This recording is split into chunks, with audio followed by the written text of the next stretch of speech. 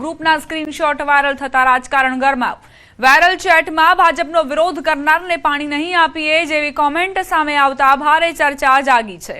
મોરબી જિલ્લા કોંગ્રેસના પૂર્વ પ્રમુખ મુકેશ ગામીએ ઘટનાને વખોડી ભાજપ પર આકરા પ્રહાર કર્યા। મુકેશ ગામીએ ચીમકી આપતા કહ્યું કે જો વિરોધીઓને પાણી બંધ કરશો તો અમે પણ ચૂપ નહીં બેસીએ।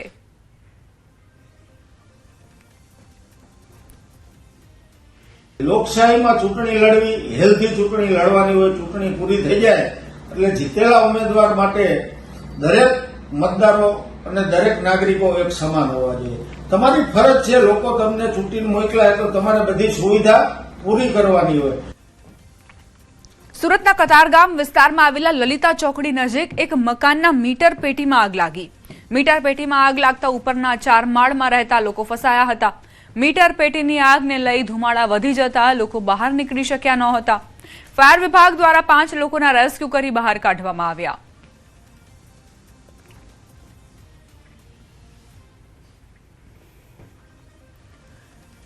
અમદાવાદના વાડજ પોલીસ સ્ટેશનમાંથી ફરાર થયેલ આરોપીને ક્રાઇમ બ્રાન્ચે ઝડપી પાડ્યો છે। દાણી લીમડા ખોડિયાર નગરમાંથી અશોક ડાભાણી નામના આરોપીની ધરપકડ કરાઈ છે। આરોપી વિરુદ્ધ વાડજ પોલીસ સ્ટેશનમાં પોક્સો અને અપહરણની કલમ હેઠળ ગુનો નોંધાયો છે, જે ગુનામાં વાડજ પોલીસે તેની ધરપકડ કરી હતી। જોકે તેને મેડિકલ તપાસ માટે સિવિલ હોસ્પિટલ લઈ જવાયો હતો। બાદમાં જ્યારે પોલીસ તેને પરત પોલીસ સ્ટેશન લાવી રહી હતી ત્યારે તે પોલીસને થાપ આપીને ફરાર થઈ ગયો। જે અંગેની જાણ ઉચ્ચ પોલીસ અધિકારીઓને કરતા પોલીસની અલગ અલગ ટીમો બનાવીને આરોપીને પકડવા કામે લગાડવામાં આવી હતી। ત્યારબાદ આરોપીને પકડી પાડવામાં પોલીસને સફળતા મળી। જે આરોપી અશોક ડાભાણી પોલીસ કસ્ટડીમાંથી ભાગી ગયેલ હતો, જેનો અલાયદો એક વાડજ પોલીસ સ્ટેશનમાં ગુનો દાખલ કરવામાં આવેલ હતો। જે ગુનાની ગંભીરતા લઈને અલગ અલગ ટીમ બનાવી અને ક્રાઇમ બ્રાન્ચની ટીમે ચંદ્રનગર ખાતેથી એ આરોપીને પકડી લીધેલ છે। દાહોદના ભોરવા ગામમાં સરકારી અનાજના સગેવગે કરવાનો પર્દાફાશ થયો છે। જે સસ્તું અનાજ ગરીબોને મળતું હોય તે અનાજ ગેરકાયદેસર રીતે અન્ય વેચવામાં આવતું હોવાનો ખુલાસો થયો। ગ્રામજનોએ નજર રાખતા પિકઅપ બોલેરોમાં અનાજ ભરી ગામની બાજુની દુકાનમાં લઈ જવામાં આવી રહ્યું હોવાનું સામે આવતા ગ્રામજનોએ ગાડી અટકાવી હતી।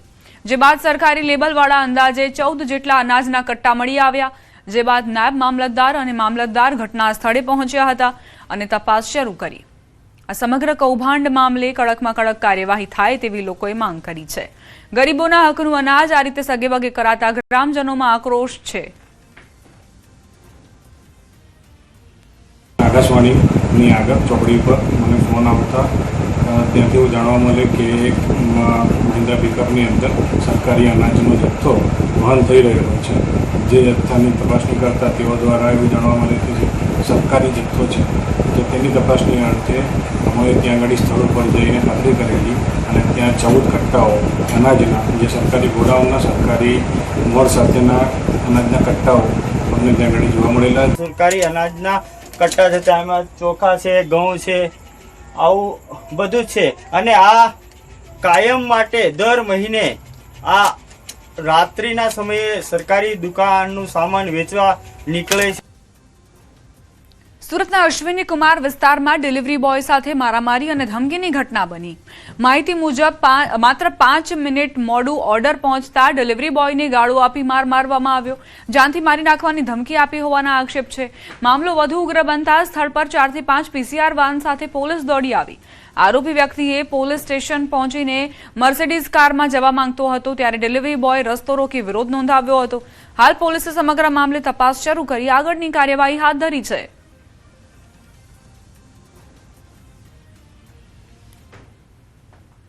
રાજકોટના જેતપુર સિટી વિસ્તારમાં વૃદ્ધ મુસાફરની બંગડી ચોરીના ગુનાનો પોલીસે ભેદ ઉકેલી નાખ્યો છે।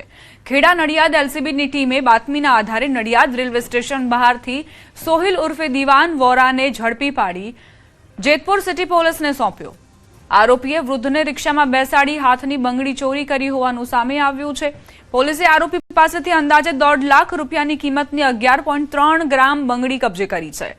આરોપી વિરુદ્ધ અગાઉ પણ 7 જેટલા ગુનાઓ નોંધાયેલા હોવાનું બહાર આવ્યું, જ્યારે મહિલા સહિત અન્ય આરોપીઓને ઝડપી પાડવા કાર્યવાહી હાથ ધરાઈ।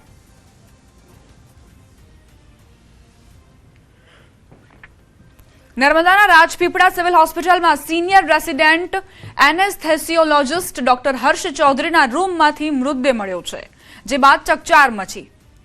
ડોક્ટર હર્ષ ડ્યુટી પર હાજર ન રહેતા અન્ય ડોક્ટર્સે સંપર્ક સાધવાનો પ્રયાસ કર્યો. બાદમાં રૂમની તપાસ દરમિયાન તેઓ બેડ પર બેભાન હાલતમાં મળી આવ્યા હતા. તાત્કાલિક ઇમરજન્સી વિભાગમાં ખસેડાયા હતા. તેમ છતાં તબીબોએ તેમને મૃત જાહેર કર્યા. હોસ્પિટલ સુપ્રિન્ટેન્ડન્ટના જણાવ્યા અનુસાર તેઓ આઈવી ડ્રગ્સ લેતા હતા. જો કે મોતનું સાચું કારણ પોસ્ટમોર્ટમ રિપોર્ટ બાદ જ સામે આવશે.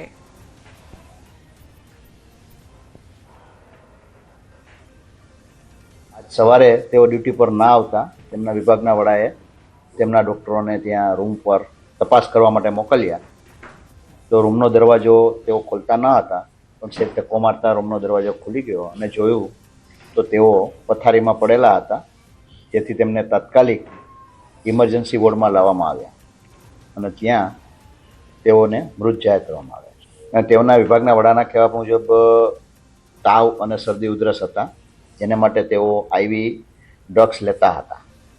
હવે આઈવી ડ્રગ્સમાં કાંઈ એમને લીધું હોય તેવી એક શક્યતા જોવાઈ રહી છે.